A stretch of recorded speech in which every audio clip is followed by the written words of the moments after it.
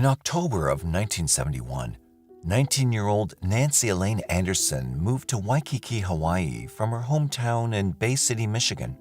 She was excited to be living in the palm tree-filled paradise and was soaking up the island life. Nancy was a wide-eyed optimist with a trusting nature. Some friends said she was a bit too trusting, though. She began working at a nearby McDonald's, found a roommate, and settled into an apartment at 2222 Aloha Drive in Waikiki. She'd just graduated from high school the year before and was eager to see what the world had in store for her. Little did she know the horrors that would soon befall her. On January 7, 1972, just 3 months after her move to Hawaii, Nancy's roommate awoke from a nap and noticed that Nancy's door was ajar and the tap in her bathroom was running. This was odd since Nancy should have been at work by that time. When the roommate went to check on her, she found Nancy's bloody body lying there in the bathroom. She had been brutally stabbed over 60 times. An autopsy later revealed that Nancy had sustained 63 individual stab wounds to her neck, chest, stomach, back, sides, and both arms. She also appeared to have a defensive wound on her thumb. Her official cause of death was a hemorrhage due to a stab wound to the heart. There was no evidence of rape, and tests did not reveal the presence of drugs in her system. Investigators went straight to work trying to identify the killer. They interviewed numerous people, including Nancy's ex-boyfriends, the property manager, and even 2 door-to-door salesmen who'd been there just hours earlier on the very day of the murder trying to sell her silverware. However, after running fingerprints and conducting polygraph tests, all the persons of interest were eventually cleared. Blood evidence was collected from the crime scene. Yet, at that time, only blood typing technology was available. With no new suspects, the case grew cold and would stay that way for nearly 50 years. In 2003, several items of evidence were tested for DNA and ran through the FBI database, yet there was no match. In 2019, Nancy's brother Jack made a heartfelt appeal for justice. So we're not looking so much for any kind of retribution or anything. We just simply want as much closure as closure can possibly give. Saying that the family was not looking for any type of retribution, but that they just wanted closure. In 2020, Honolulu detectives enlisted the help of Virginia-based Parabon Nanolabs, who used genetic genealogy and a process called phenotyping to develop a sketch called a snapshot composite of what the suspect may have looked like based on his DNA. In December of 2021, their hard work finally paid off. Honolulu police received a tip based on the sketch linking Tudor Shelia Jr. to Nancy's death. Shelia, who would have been 27 at that time, lived less than 3 miles from Nancy on Aloha Drive during the time of the murder. He was married and working as a graduate assistant at the University of Hawaii. It's unknown if Nancy and Shelia knew each other before the murder. Shelia later moved to Nevada, where he served as Deputy Attorney General and had even ran for the Nevada Supreme Court. Additionally, he was the former president of AGE Corp., a company that served as a front for Nevada brothel owner Joe Conforte. Conforte allegedly controlled organized crime in northwestern Nevada. He was known to have mob ties and political connections across the country. In 1976, he was accused of having his enforcer kill a heavyweight boxer outside of the Mustang Ranch brothel. In 1977, Conforte was convicted of tax evasion and fraud and sentenced to 20 years in prison. While on appeal for tax evasion, he was arrested for attempted bribery of the Lyon Court Nevada District Attorney John Giommi. After police received the tip in 2021 connecting Shelia to Nancy's murder, they were able to track down one of his sons who agreed to provide a DNA sample. The sample was tested against a blood-stained towel found at the crime scene. The results showed that the donor of the sample was the biological son of the killer. On September 6, 2022, the Reno Police Department executed a search warrant allowing them to collect a DNA sample directly from Tudor Shelia himself. 2 days later, on September 8th, Shelia attempted suicide but survived. 4 days later, on September 12th, The Honolulu Police Department officially confirmed that the DNA present on the bloody towel collected at the crime scene did in fact belong to Shelia. Finally, on September 14, 2022, 5 decades after the killing, 77-year-old Tudor Shelia Jr. was arrested and charged with the second-degree murder of Nancy Anderson, as well as being a fugitive from another state. He's currently being held without bond at the Washoe County Jail in Reno, awaiting trial. While the motive for Nancy's murder is still unknown, perhaps this will finally give her family the closure they'd been denied for 50 years. We have a pretrial bail report filed December 6, 2022. The Yazzie Intake Service Center is unable to make a recommendation at this time, although the defendant participated in the intake interview. He did not consent for disclosure of information. Renee MacRae was born in Inverness, Scotland in February 1940. It was the height of the Second World War, and Inverness was relatively safe from the bombing raids. Renee was a bright and bubbly person who was well liked by those around her and was known for being kind and caring. She never cared much for school and academics, and at the earliest opportunity, left school to find herself a job and venture into the world. In 1960, Renee began working for Boots, a chain of popular chemists, as an assistant in the Inverness city centre. While there, she had met a man 3 years older than herself named Gordon McMurray. Gordon would often be at the chemist, spending his days chatting to Renee. He came from a family of favorable social position and was incredibly wealthy. Renee charmed Gordon with her kind nature and good looks, and they began a whirlwind romance. Gordon took Renee on an adventure as they traveled across Europe, experiencing the life very few could imagine. Gordon and Renee married in 1963. Following a large society wedding, the newlyweds moved to their own family home in Drummond Crescent, Inverness. By 1965, life was getting better for the MacRaes, as Gordon had partnered up with his twin brother Charles and launched a new construction business. It was successful and provided much of the wealth earned by the family. In 1968, Renee and Gordon extended their family when they welcomed their firstborn son, Gordon Jr., into the world. To everyone, the MacRaes looked like the ideal family. But by early 1970, the cracks began to appear. Renee started to withdraw from her old self. She had become withdrawn and often kept to herself. Gordon had taken notice of her changing personality and often questioned her about her sudden behavior. Renee dodged the questions with ease. Unbeknownst to those around her, Renee had begun an affair.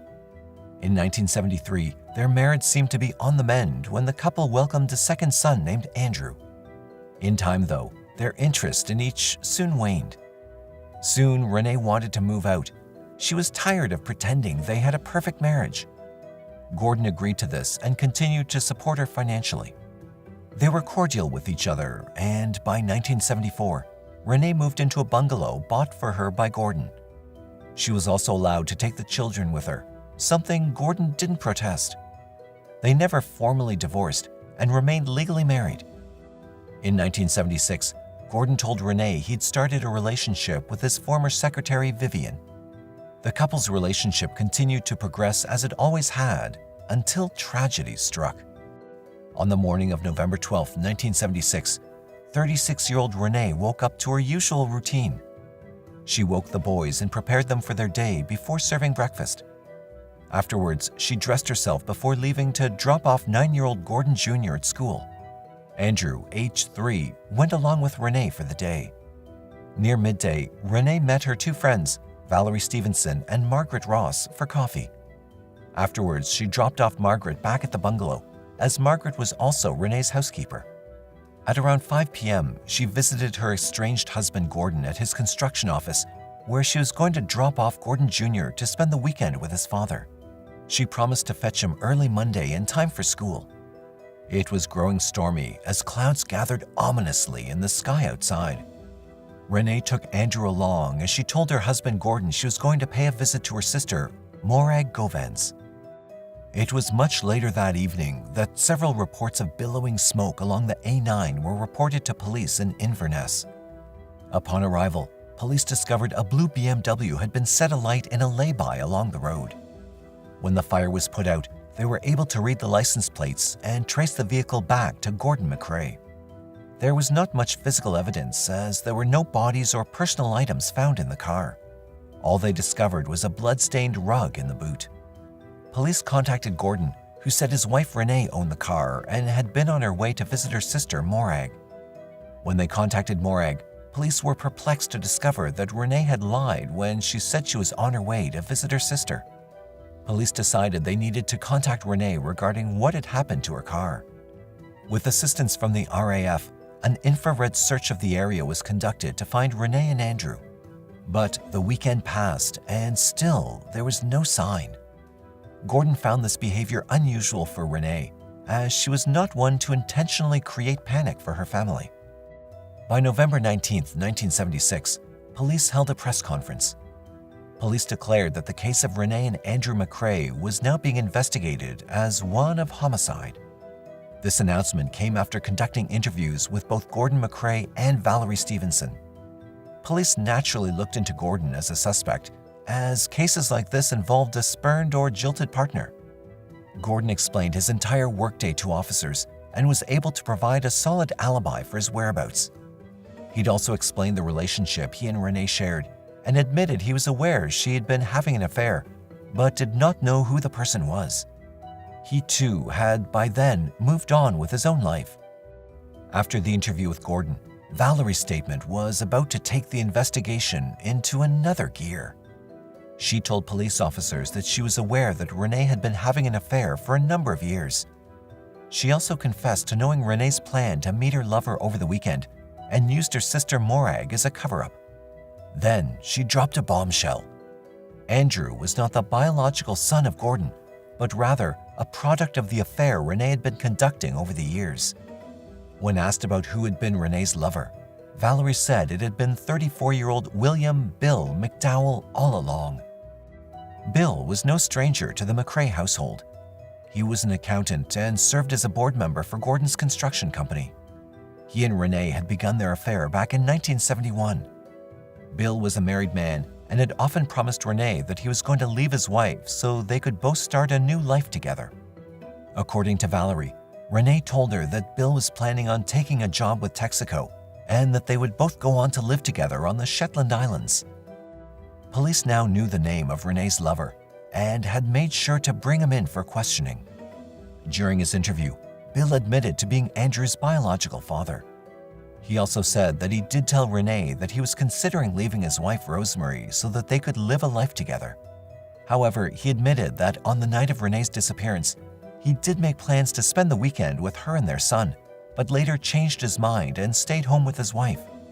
Rosemary confirmed his alibi to police. When police stated that they believed Renee may have come to harm, Bill said Renee was okay because over the weekend he received multiple coded calls. It was their way of communicating since their affair was dangerous to conduct so openly. He, however, contradicted Valerie's statement and denied that he had ever made plans to leave his wife and start a new one with Renee. He said that the story was a complete fabrication. Police eventually let him go and he'd been dismissed from Gordon's company as well. The leads were drying up, but police still needed to conduct tests on the evidence found at the scene. They were able to discover that the small sample of blood did in fact match Renee and Andrew's blood type.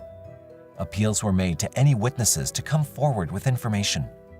One did, and said he had seen a man carrying what looked like a sheep on the night of the incident. However, he could not describe him. It was weeks later when Inverness police received a surprise visit from Bill, who said he wanted to make a voluntary statement that may have a significant impact on the case. It was not to be, as before Bill could begin his sentence, his wife rushed in and dragged him out of the room. She then accused investigators of harassing them and asked them to leave their family alone. Over the next 8 weeks, over 200 volunteers helped 100 police search an area covering 100 square miles. An RAF Canberra spy plane made sweeps of the moors with equipment capable of detecting disturbed earth, but it seemed as if they'd fallen off the face of the earth. With winter fast approaching and conditions becoming dangerous, the search was abandoned until the next summer in 1977. Investigators, though, continued to gather thousands of witness statements, hoping to find a clue that could lead them to a suspect. In the meantime, Bill and his wife Rosemary had continued to live under a cloud of suspicion and eventually moved to England when the whispers began to destroy their peaceful family life. Bill had always remained a person of interest, but with the lack of bodies, investigators had nothing more than circumstantial evidence against him. Searches of a quarry in Dalmagary were abandoned due to a lack of finances, with a quarry in Lennox and a fly-tipping hotspot near Culloden Moor being searched without yielding results. By the end of the first year, the investigation was starting to get scaled back, with active officers dropping from 100 to just 10. Throughout the years, there were periods of intense interest, including an interview with Bill and Rosemary being conducted in 1986. Renee's family mourned her loss, but the world seemed to have forgotten their pain. Then, in 2004, interest was renewed in the case after an episode of Unsolved covered Renee and Andrew MacRae's disappearance. Promises of funding from those interested in solving the case prompted the cold case to be reopened. Investigators identified the Dalmagary quarry as a potential hiding place for the bodies. After draining and excavating the area, bones were discovered, but tests proved they belonged to animals. Interest dwindled again, but in 2006, police filed yet another report of a possible suspect. The person had never been named, as prosecutors believed that there was insufficient evidence to take action. However, in 2017, the investigation was reopened, and police records were gathered into hefty logbooks for detectives to examine. In October 2018, on what would have been Andrew's 45th birthday, police made an appeal for help in solving the case by releasing images of the pram Andrew was normally pushed in by his mother. Then, in November 2019, at age 80, Bill McDowell was arrested for the double murder of Renee and Andrew MacRae, 43 years after they disappeared without a trace. Evidence gathered from the original investigation with witness statements were enough to allow for Bill McDowell to be tried in court. Advocate Deputy Alex Prentice QC said the age of the case did not represent significant challenges, but the Crown was ready for trial. In September 2022, the highly anticipated trial began in earnest as statements from witnesses were read out and new clues were presented to the court. Back and forth arguments between the defense and prosecution included Bill's denial of killing Renee and Andrew, and accusations against Gordon claiming he was responsible for their deaths. His wife Rosemary had also commented that given his health, he was a dead man walking. But it was Prentice's explanation of how Bill was the one with everything to lose had the truth come out that convinced the jury of Bill's guilt. Prentice said that Bill was the only man with a motive for killing the pair, as his concern grew that news of his affair would be revealed. Life for Bill McDowell would change dramatically if it all came out in the open. He would lose his job, his family, and his home, said Prentice. Although the bodies of Renee and Andrew have still not been found, the circumstantial evidence was strong enough for a jury to find Bill McDowell guilty of the double murder of Renee and Andrew. Following the announcement of the verdict, Inverness High Court Judge Lord Armstrong sentenced Bill to life in prison with a recommendation of 30 years minimum. Bill McDowell will die in prison. For Renee's sister Morag, she just wants her sister and nephew returned to them so they can be buried with dignity. 31-year-old Jamie Lynette Yazzie was born on September 13, 1987, on the Navajo Nation Reservation in Arizona. Jamie was a hardworking mother of 3 boys. She worked as a nursing assistant at a healthcare facility in Pinnan. Everyone who knew her said she was dedicated, enjoyed what she did, and was reliable. Mary Lene James, Jamie's maternal aunt, described her as happy-go-lucky, always smiling, laughing, and joking. Whoever she met, they warmed up to her so quickly. The next day, they're like best friends. She was really kind and a good mother, said Mary Lene. But life wasn't always easy for Jamie. Family members were concerned about Jamie following the violent death of her cousin, Kevin Hanley, back in 2017. It affected Jamie as she was at the grocery store when the incident took place and followed the ambulance to the hospital where he was later pronounced dead. Jamie, like the rest of her family, took his death badly, as they still don't know who was responsible for his death. To ease the pain, Jamie turned to alcohol, but her aunt Mary Lean maintained that Jamie was still a good person despite her drinking problem. She ended up taking that really hard, and she ended up turning to drinking as a coping mechanism. She still held on to her job though. "That's one thing I would tell her, hang on to your job. Get your kids back," said Mary Lean. It was during this time that Jamie met 27-year-old Trey C. James. They both worked in the same circle of friends and were introduced to each other by co-workers. Jamie and Trey eventually moved in together in a house in Pinnan. Trey's grandmother had also moved in with them. However, the relationship was toxic. Co-workers began to notice a change in Jamie. Trey was beginning to take over her life and control her finances. Mary Lean said the family were never formally introduced to Trey. It was customary in the Navajo tradition to meet the family and the future in-laws. All Mary Lean knew about Trey was through conversations with Jamie. Jamie would reassure her that Trey helped her and made sure she was up in the morning and ready for work. For Mary Lean, she believed Trey only did this because Jamie was the sole source of income in their household. One of the last conversations between both women was about Jamie going back to school and perhaps going on to become a registered nurse. She'd last spoken to Jamie on June 26, 2019. But on June 30th, 2019, everything changed. Jamie had suddenly disappeared and lost all contact with her family. People started to notice her lack of communication, as she was a well-known figure in the community. Her mother, Etheline Denny, and an unnamed co-worker who spotted Jamie's car about a mile from the health center reported her missing 5 days later on July 5th, 2019. Mary Lean had tried messaging Jamie and had driven up to Pinnan to visit with the family. When she got there, though, she knew something was wrong. "She was always waiting for us to come home. So when I got home, I should have known because everything just seemed a little more gray and gloomier. You could just feel something was wrong," she said.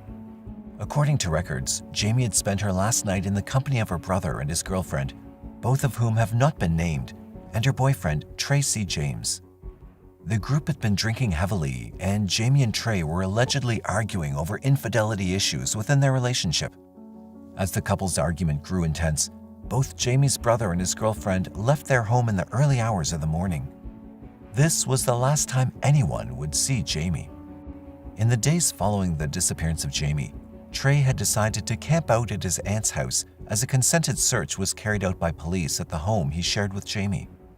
During the search, investigators found blood, which was later proven to be Jamie's after her parents provided DNA samples, a spent 9mm casing, a spent .22 caliber casing, a white substance that was said to be a cleaning agent, and a stained and partially burnt mattress. Without a body, though, nothing yet could be proven. Investigators began investigating the relationship between Jamie and Trey. Both Jamie and Trey were both unfaithful to one another, with reports suggesting that Jamie was still legally married to another man while living with Trey. The infidelity accusations were looked into further after Trey's father said that Trey admitted to messing up with Jamie and told him that she too was messing around with other men. His father further stated that Trey was probably responsible for Jamie's disappearance. More interviews were conducted with family members and friends of both Jamie and Trey. According to Trey's sister, Jamie had messaged her on Facebook claiming Trey had threatened her with a pistol and then fired off 2 rounds before chasing her back into the house. She further stated that she had once told Jamie not to date her brother. Trey's family reported that in the days following Jamie's disappearance, he'd started acting paranoid, aggressive, and was in possession of a handgun. His aunt and sister alleged the relationship was abusive, and Trey often behaved violently toward Jamie. A co-worker backed up this claim by adding that a year prior to her disappearance, Jamie had sent her a photo of the black eye Trey had given her during a heated argument. Jamie's brother, who has not yet been named, provided a vital clue to the investigators. In interviews, he said that on the night Jamie was last seen, they had in fact been drinking with the couple and that an argument had started. During the night, Trey allegedly showed Jamie's brother a 9mm handgun he received for his birthday. What he told police seemed to fit their theory that Trey gunned down Jamie. However, this was all circumstantial evidence. Without a body, nothing could be proven despite their suspicions. And so, almost 2.5 years later, investigators finally got a break. For Jamie's family, the discovery was bittersweet. For investigators, it was a chance to get to the bottom of the case. Partial skeletal remains were found, along with a blue tarpon rope, a Pendleton-style blanket, and other materials, 7 miles from where Jamie had gone missing in the Hopi Nation reservation.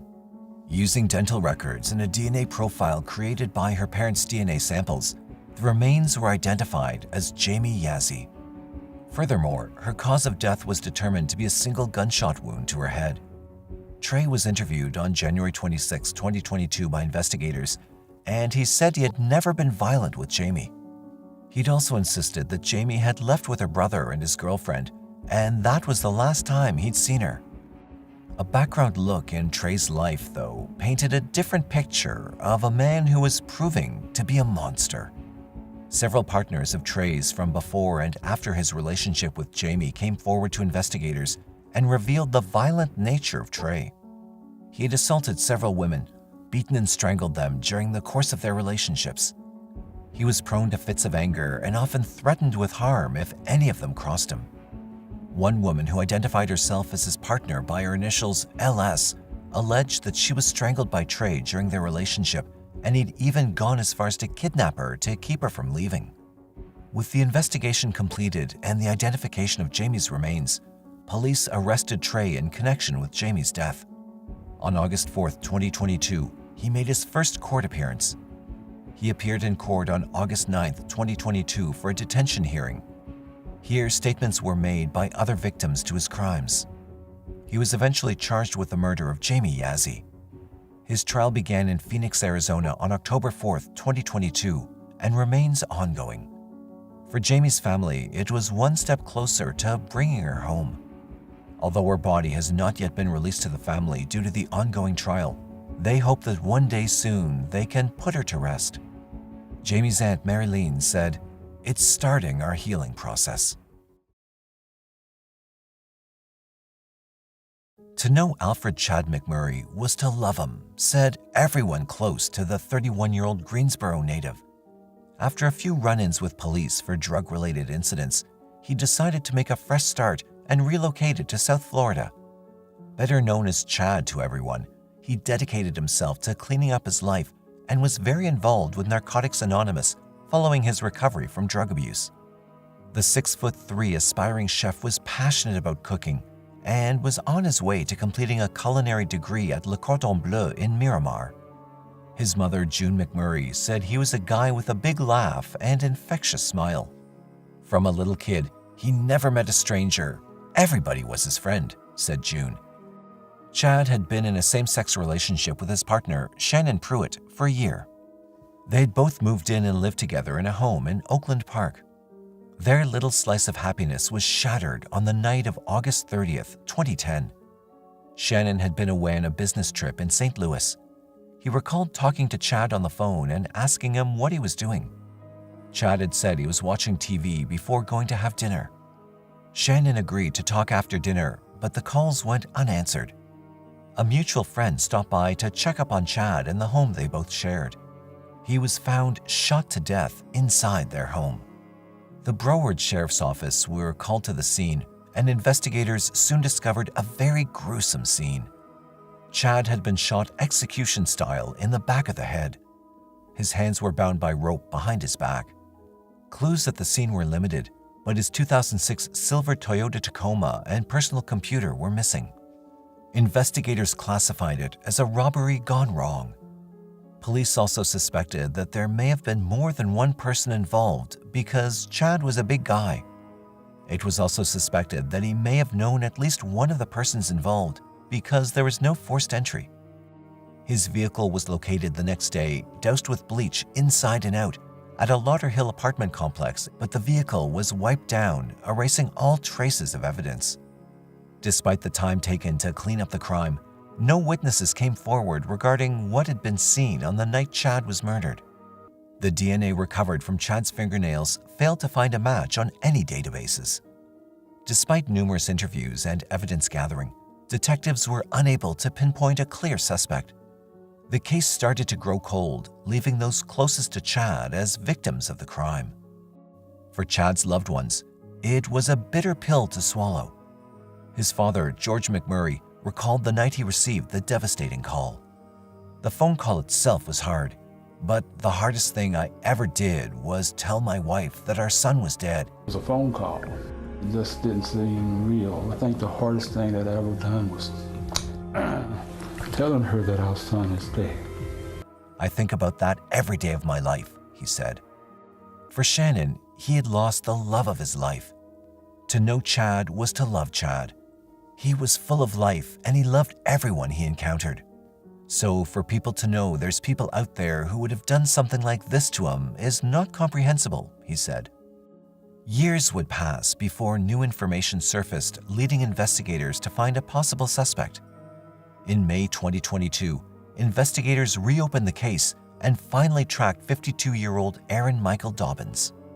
From the initial investigation, police did not rule out robbery as a motive, or that Chad's old life had somehow caught up with them in the end, but they were unable to find any association between Aaron and Chad until further investigations were done. Prior to meeting Shannon, Chad had dabbled in online dating and met a man by the name of John Navarro. Navarro was a gay pornography model and was known as Mr. Muscle Stud online. He also performed paid massages via online services. According to reports, Navarro and Chad had met about 3 times. Navarro became the link between Aaron and Chad. Police were able to contact Navarro and he revealed to them his relationship with Aaron. Aaron and Navarro had met online on the dating site called Big Muscle and soon began a relationship that lasted 5 years. Both men had been very interested in the online gay pornography scene. Aaron had lived in the Oakland Park area between 2010 and 2015, and he and Navarro had also been roommates at one point. During the interview, police let slip to Navarro that Aaron's DNA had been found under Chad's fingernails. Stumped, Navarro couldn't explain how Aaron's DNA came to be found under Chad's fingernails. He did, however, allege that he and Aaron and Chad had been involved in an act of group sex. Investigators also discovered that Navarro had made multiple calls to Chad on the night of the murder, but he was never really questioned about these as they didn't particularly raise any red flags. Navarro then mentioned to police that Aaron was very jealous in their relationship. With this information, BSO investigators traveled to Pasco County to interview Aaron. He told detectives a similar story to how he had met Navarro on the dating site and had fallen in love because it was a special thing. Aaron said that problems soon arose in the relationship because he was just coming out of the closet, whereas Navarro had been out for years. Aaron reportedly told investigators that Navarro's penchant for hardcore sexual activities bothered him. He also denied having been involved in group sex with Chad, but later told detectives he wanted to err on the side of caution and changed his story to maybe he had relations with him. Aaron then implied that the DNA found under Chad's fingernails was because Chad had beaten him up, but denied having gone to Chad's house. He further explained that he had never owned a gun due to past anger issues. Aaron, though, did not refute the evidence of his DNA being found under Chad's fingernails. After a search warrant for his DNA was presented to Aaron, he volunteered a DNA sample that proved a perfect match from that found at the crime scene. He told investigators, "You're right. If my DNA was there, then I was there, but I don't remember anything." Aaron was arrested in Hillsborough County on September 22, 2022, and held without bond at the Broward Main Jail. He now faces a charge of first-degree murder and is currently awaiting trial as investigations continue. It was a tragic blow for the family of 18-year-old Devyn Gibson when his lifeless body was found on September 20th, 2015. He was found at around 1 a.m. in the area of Ledger-Sleed and Sibley Street in Longview Central, Texas. Devyn had been shot 8 times, according to an autopsy report. Investigators ruled the crime as part of the ongoing gang-related murders in the area. Devyn's father, Demetrice Watson, said it was all wrong, that his son had plans for the future. Devyn, he said, was more advanced than many kids his age and had dreams of following in his brother's footsteps. He wanted to go to Tyler to join his brother at Texas College and start playing college football at a higher level. The average teenager wants to sleep all day and play video games all day, but Devyn wants to get up and go to work, 6 or 7 in the morning, whatever time they want him there, said his father. Devyn had just received his GED and was working full-time at Sonic. He knew the importance of education and structure. Dimitrice said he was a good boy, worked hard, and earned his own money. He suspected that Devyn was the victim of a robbery because he was well-dressed and had been carrying around money he'd earned from his job. Gangbangers don't have these types of plans. Gangbangers have the plans of hell or jail. My son had plans to be somebody. He wanted to go to college, he said. For 7 years, the trail went cold until new evidence surfaced in the ongoing investigation. Police issued a warrant of arrest for murder, and on October 6, 2022, 25-year-old Ceylan Bridges was arrested without incident. Ceylan was booked into Greig County Jail. There's still no clear motive as to why Ceylan killed Devyn, and the investigation remains ongoing. Authorities have not yet revealed what evidence led to Ceylan's arrest. Ceylan would have been the same age as Devyn when the shooting occurred.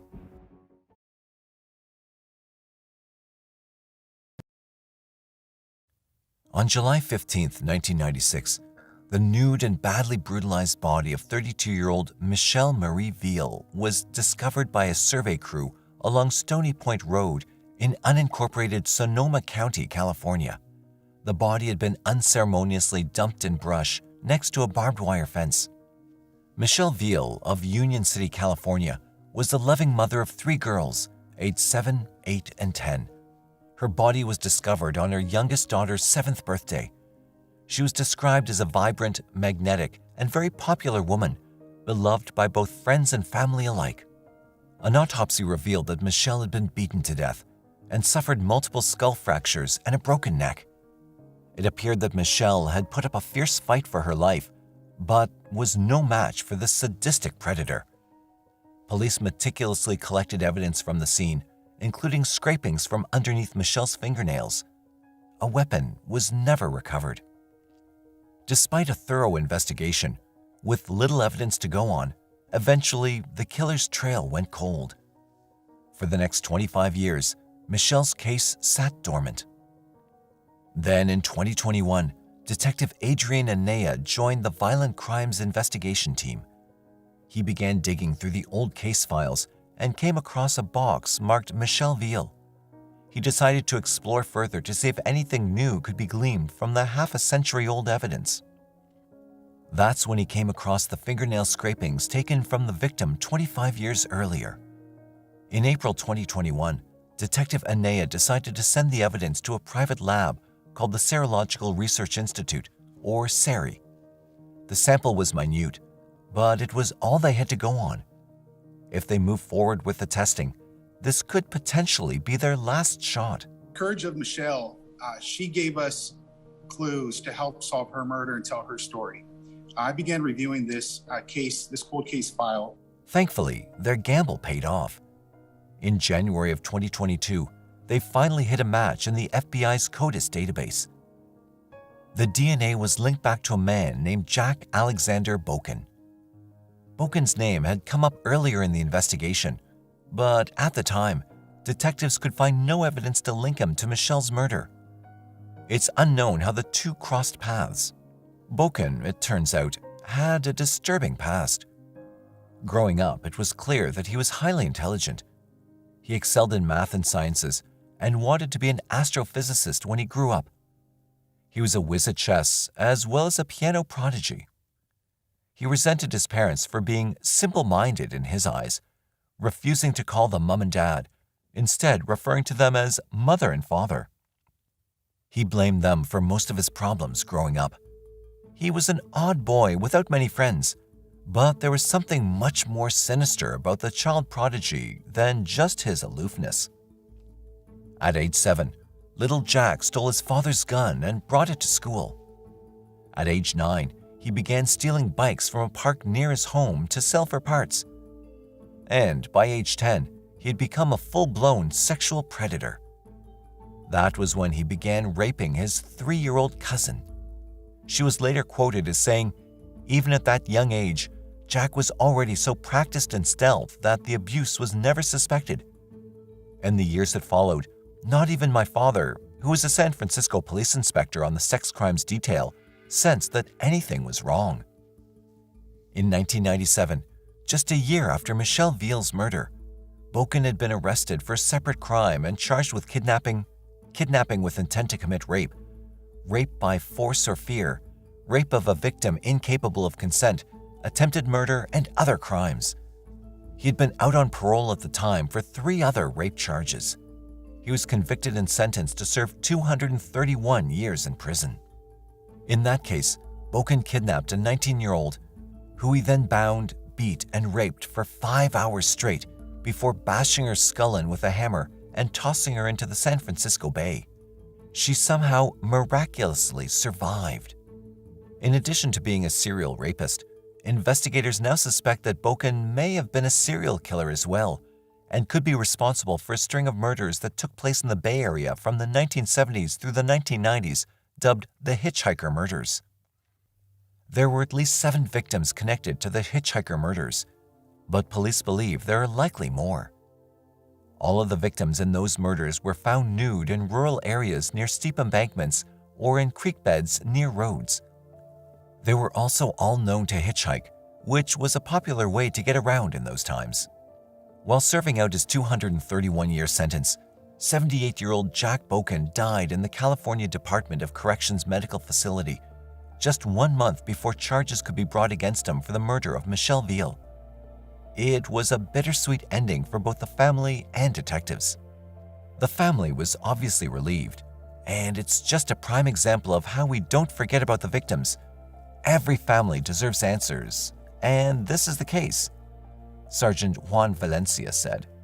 Veal's family said in a statement, "Though she's been gone, memories of her beautiful smile, impeccable style, generous spirit, and enthusiasm for life live on forever in the hearts of the many people whose lives she touched." Adding, "Our dear Michelle was a mom to 3 young girls who were raised in the care of her incredible mother, as well as by her loving sister. Though her struggles made her particularly vulnerable at times, Michelle's strength is what kept her persevering through many adversities to do her best for those she loved. Michelle's tenacious spirit lives on in her daughters, who are all leading happy, healthy lives today, and raising their children to remember her as the beautiful grandmother whom we all wish they could have met." On June 17, 1994, the body of Gloria Hansell was found by a family member at her home in the 3900 block of Buchanan Street in Gary, Indiana. The 69-year-old widow was a vulnerable woman in poor health. She lived alone and was reliant upon an oxygen tank. Initially, it was believed that Gloria died from natural causes.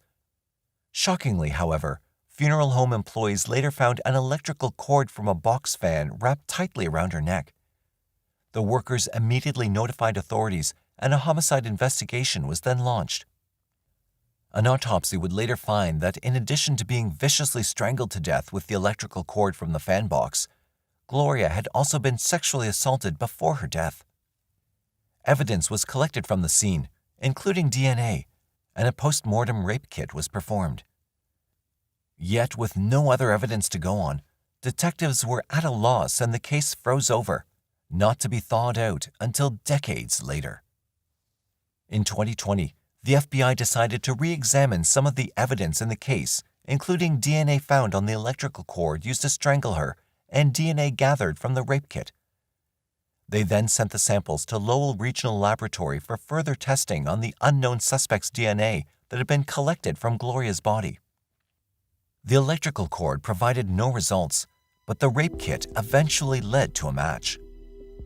In 2022, Gerald Lynn Smith, a 60-year-old man from Kentucky, was charged by Lake County prosecutors in Indiana for the 1994 murder of Gloria Hansell. Additionally, he's charged with murder while committing a rape. The FBI's gang response team, or Grit, was able to place Smith in the area of Gary, Indiana around the time of the murder. He was also known to Gloria Hansell.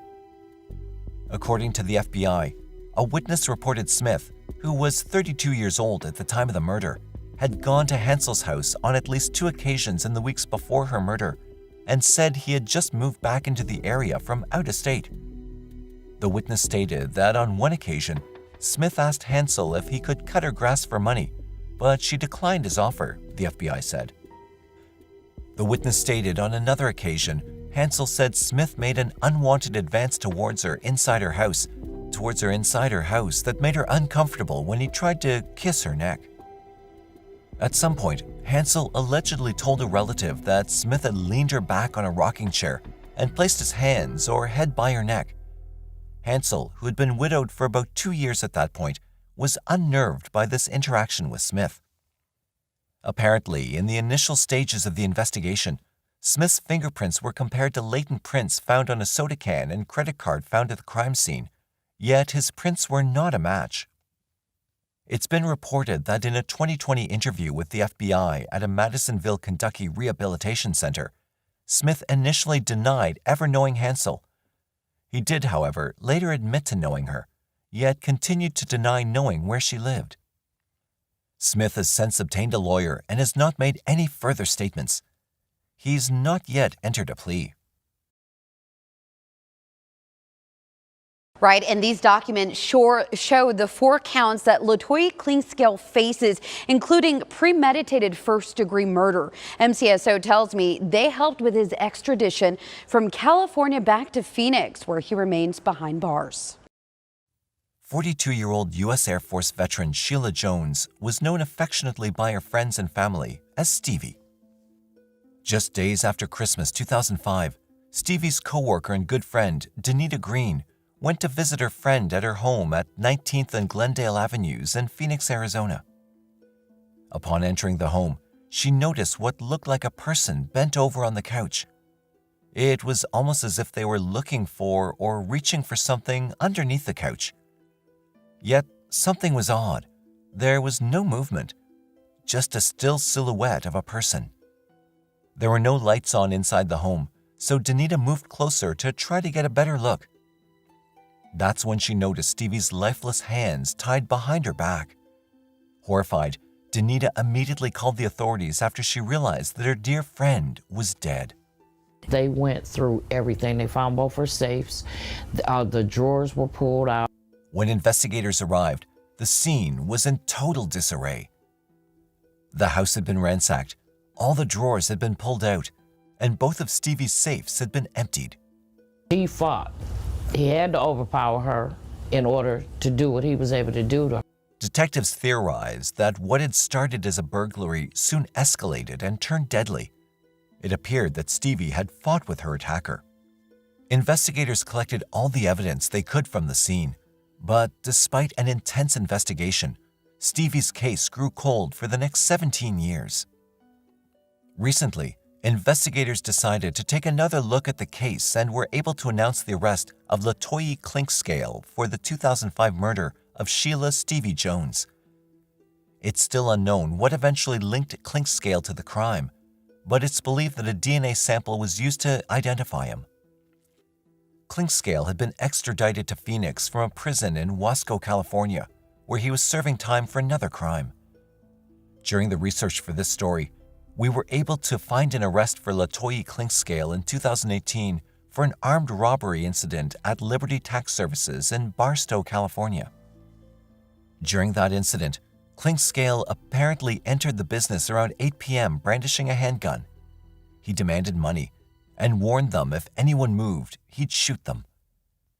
The employees complied and turned over approximately $1,200 in cash. He then fled on foot.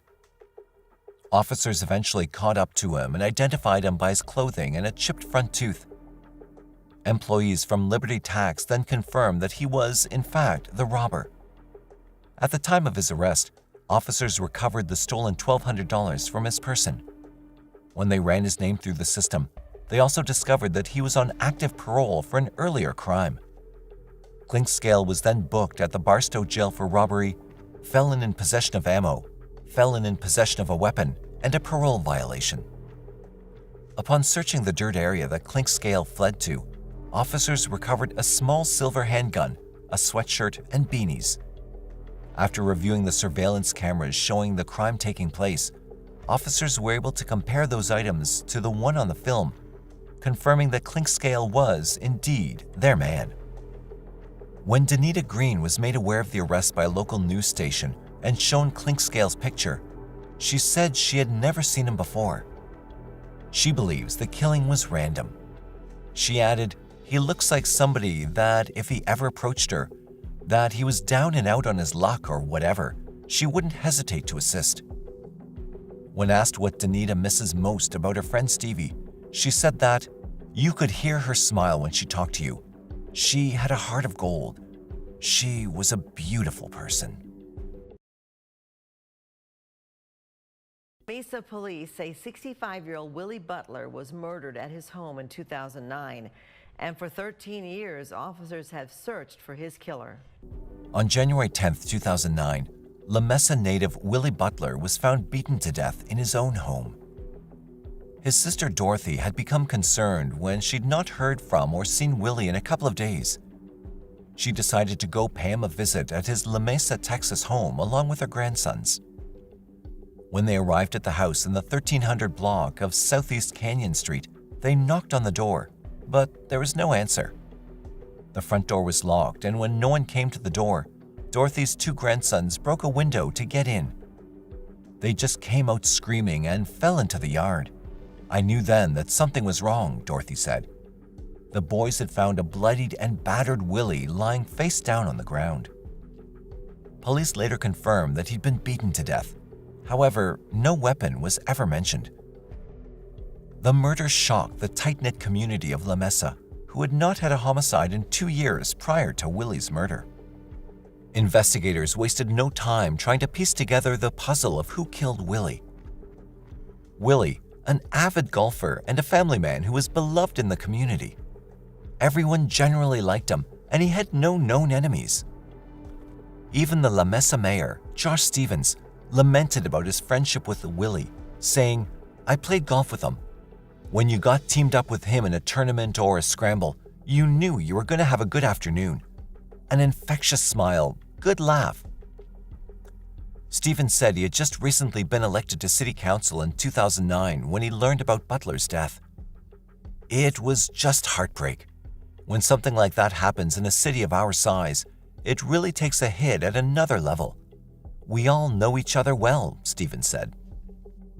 Mayor Pro Tem and District 3 City Councilwoman Gloria Rodriguez said she was born and raised in La Mesa and also knew Butler, saying in an interview, "He was a very well-liked, very respectable, very kind person. We lost a great individual." Truly, no one had a bad word to say about Willie. Sadly, with no leads and no clear motive as to why someone would kill a nice old man in his own home, the case grew cold. Yet despite this, neither detectives nor Willie's family ever gave up. They continued to search diligently to find Willie's killer for the next 13 years.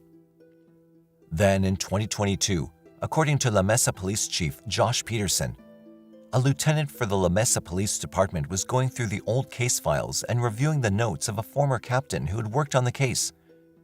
He came across a report which mentioned a name. He continued to follow the lead, which ended up breaking the case wide open. With assistance from the Texas Rangers Unsolved Crimes Investigative Program, further investigation led to more information and eventually to a suspect. An arrest warrant charging Tommy Joe Manuel Jr., age 49, with murder was issued in October 2022. Manuel was locked up on drug charges in the Dawson County Detention Center when Police Chief Josh Peterson served him with a murder warrant on October 19, 2022, for the slaying of 65-year-old Willie Butler. He was shocked, but just in general denial over the whole thing, Peterson said. Chief Peterson would not go into further detail about the ongoing homicide investigation or elaborate on a possible motive for the crime. Peterson did say that the family was very surprised by the arrest after 13 long years. He stated, "They were in shock. I believe they had, the best way I can describe it, maybe they had lost hope after all this time, but they were very grateful that we were able to bring them closure that they'd wanted for so long." 51-year-old Sandra Garcia had no known relatives and a few friends. She lived alone in her southwest Oklahoma home and led a quiet life, a private woman who many described as willing to help anyone in need. When she failed to turn up at the local convenience store where she'd worked, her coworkers grew concerned and requested a welfare check. On September 30th, 2003, police discovered Sandra's lifeless body on the floor of her home. There was dried blood on her face, and she'd been beaten and stabbed several times. Investigators were able to recover DNA and fingerprints, but said it could have been anyone's, as there seemed to be no reason as to why Sandra had been killed. Her murder baffled the few people who knew her, as she had no known enemies. There was no sign of a robbery or indication of assault, just a senseless killing. Melissa Woods, who was Sandra's manager at the convenience store and had grown close to the older woman, said she hoped her killer would be found and justice would be served. Once she became your friend, she was truly your friend. She'd give you the shirt off her back, she told local news station K4. She was truly your friend, would give you the shirt off her back. Hoping to gather some leads and clues, the Oklahoma City Police Department posted their crime report on their Facebook page, but no one had come forward, no family or tipsters. A search through obituary records in the Oklahoma Historical Society done by the K4 team yielded nothing more than a notice obituary. All it read was Sandra's name, age, date of death, and the vigil time set for October 6, 2003 at 8 p.m. Director of Victim Services for Survivors of Homicide Incorporated, Jessica Pisano, said she was hit hard by Sandra's lack of relations and her isolation. "One of the things that really hit me hard on top of not really having friends or family to reach out to is I can't find a picture of her anywhere," she said. Well, a lot of times it allows them to start grieving. A lot of times when these cases are not solved for a period of time, families can't even grieve properly. Sandra's murder case grew cold until 2017, when the OKCPD's Cold Case Unit and the Oklahoma County DA's office reviewed the case. DNA advancements allowed for further testing to be done on the DNA and fingerprints left behind at the scene. This led investigators to two men, Andrew Lewis Canaday and David Yanes, whose fingerprints were positively matched through the Oklahoma State Bureau of Investigation database. Investigators discovered that David Yanes had committed suicide in Dallas, Texas in September 2004. He was a known career criminal. Andrew Canaday, though, was incarcerated at the Just Done Correctional Facility in Taft, Oklahoma for another criminal felony from 2018. Canaday had a long history of being in and out of the courtroom for several charges, including a DUI, driving with a suspended license, obstructing an officer, and possession of CDS, said Gary Knight of the OKCPD. After tracking him down, a detective from the OKCPD and an investigator from the DA's office went over to interview Canaday on May 10, 2022. It was a long shot, but following the interview with Canaday, investigators had enough information to press charges against him. According to Knight, Yanes apparently committed the murder, and Canaday was his accomplice in the crime. On August 11, 2022, Canaday was charged with first-degree murder and first-degree manslaughter in relation to the death of Sandra Garcia. He remains behind bars awaiting trial for the murder. The OKCPD has officially closed the case. Sandra's case was the third cold case solved this year for the department. Jessica Pisano said that the solving of cases like that of Sandra's can be tough on everyone left behind. You have the right to feel devastated. You have the right to be angry. You have the right to want these answers. You are not alone in this. But never give up hope, because it only takes one person or evidence that could solve the case, she said. Many of the loved ones of victims whose cases have gone cold say not knowing is the hardest part. The living nightmare of not just having any answers is unbearable. Hopefully, finally learning who killed their loved one will give these families some sense of solace, knowing that they'll never again be able to taste freedom or hurt another innocent person.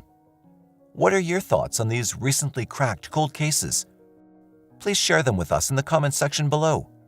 And if you haven't already, please remember to like and subscribe.